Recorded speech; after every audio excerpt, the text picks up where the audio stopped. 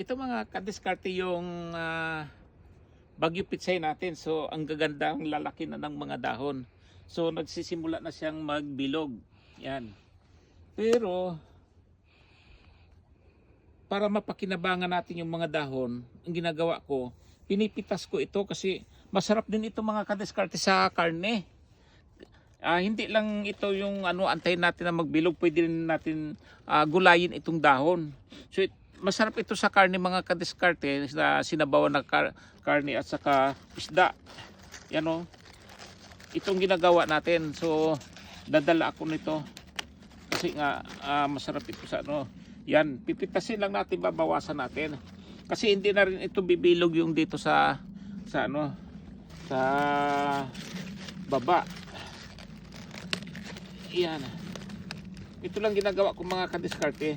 Ang sarap nito. Yan o. Yan. So mapapakinabangan pa natin. Kasi sayang.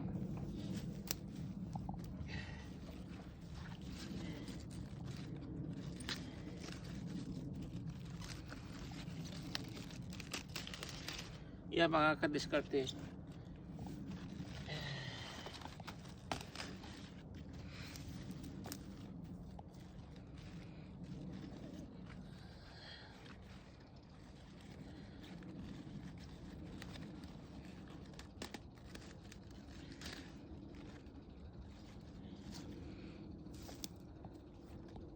Lalaki ng mga dahon, no?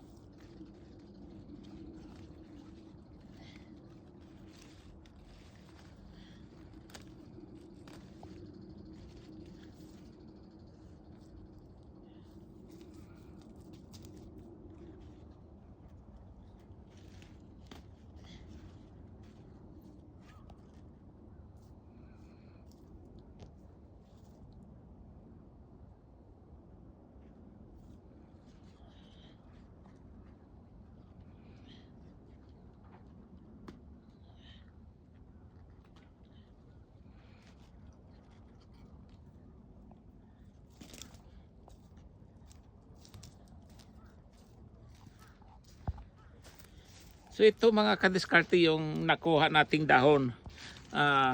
Parehas lang ito mga kadiskarte sa pitsay. So masarap ito sa nilagang baka, isda na sinabawan. Masarap na masarap to. Tapos pwede rin sa pangsigang natin ihalo. So ito para sayang kasi yung mga dahon na na masisira lang yan. So para mapakinabangan natin, di ba? Ang mahal-mahal nito pagka binili pa natin sa palengke. Yan.